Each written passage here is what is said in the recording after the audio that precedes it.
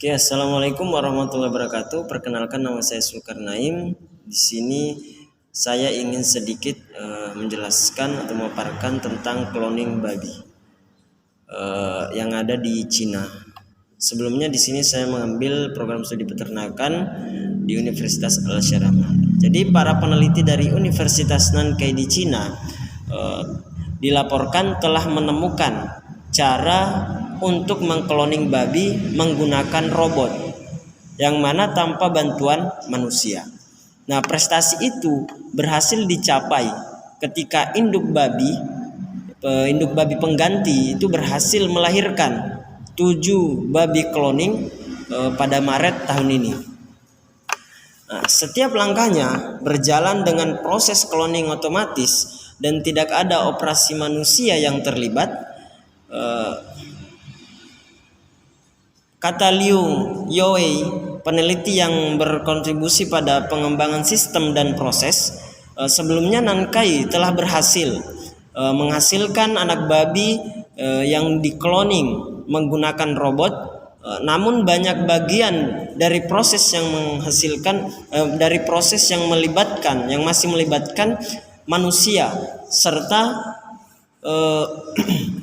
masih memiliki margin kesalahan yang lebih tinggi.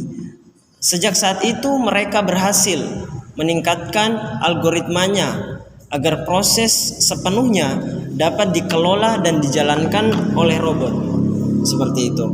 Nah, sebagaimana yang dikutip dari halaman Mashabel Senin 6 Juni 2022, sistem bertenaga Alchemy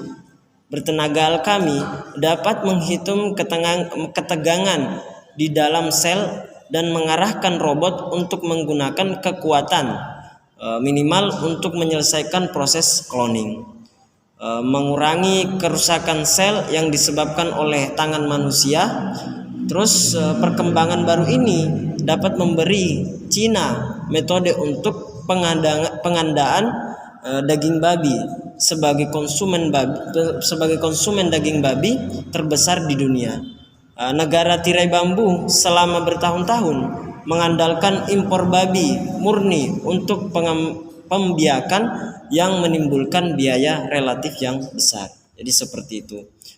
Maka dari itu cloning babi ini itu juga termasuk dampaknya itu baik bagi mereka yang di situ bisa atau mengkonsumsi daging babi seperti itu. Sedikit melanjut tentang keragaman genetik sapi yang ada di Indonesia. Jadi Indonesia sendiri itu memiliki banyak bangsa sapi, termasuk sapi lokal seperti sapi Bali, pesisir, Sumba Ongol, Madura Aceh Grati, Kaingan, Sumbawa, Pasundan, Jabres, dan Gelekan dengan karakter masing-masing. Nah, sapi-sapi tersebut itu memiliki peran yang sangat vital bagi Indonesia, terutama dalam bidang sosial ekonomi, konservasi, dan program pembibitan. Nah, untuk itu perlu adanya program pembibitan yang berdasarkan pada potensi yang spesifik dari setiap bangsanya dan informasi genetiknya. Nah, kurangnya recording di Indonesia itu menyebabkan kurang efektifnya program-program yang bertujuan untuk konservasi dan pembibitan.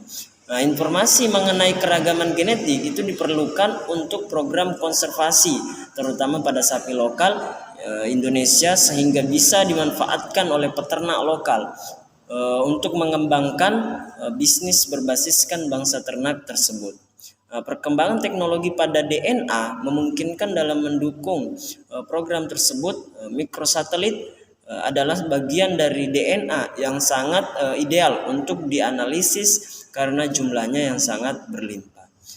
Polimorfisme yang tinggi tersebar luas di seluruh bagian eukromatik pada genom.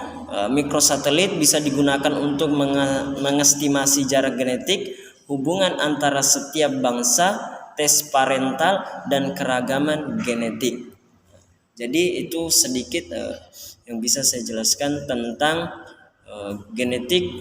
keragaman genetik di Indonesia, keragaman genetik sapi yang ada di Indonesia. Mungkin itu saja. Akhirul kalam. Assalamualaikum warahmatullahi wabarakatuh.